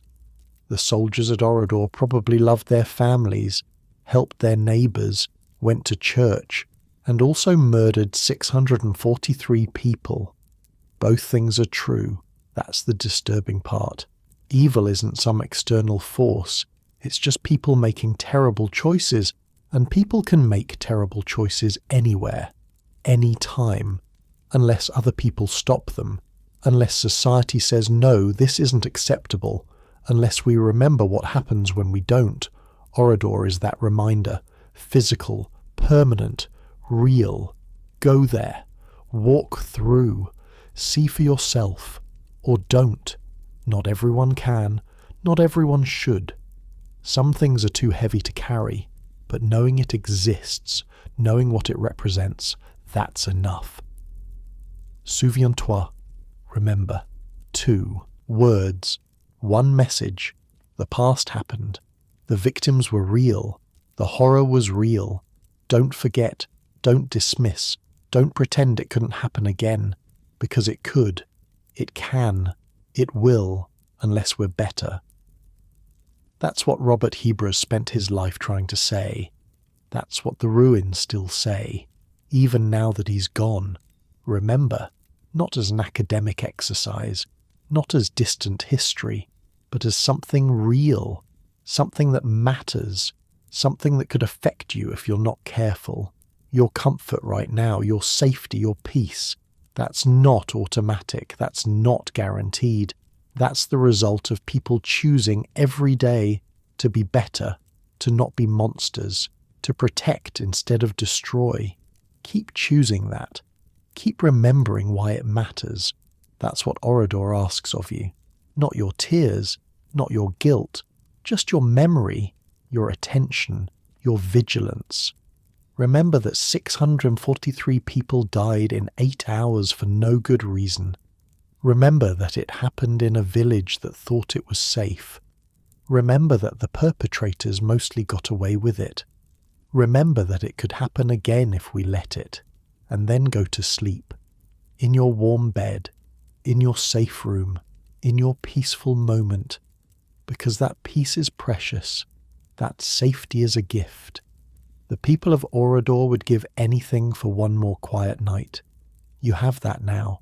Hold it gently, appreciate it deeply, and rest well, knowing their story continues, their memory lives on, and somewhere in the ruins of a French village, stone and ash still whisper, "Remember."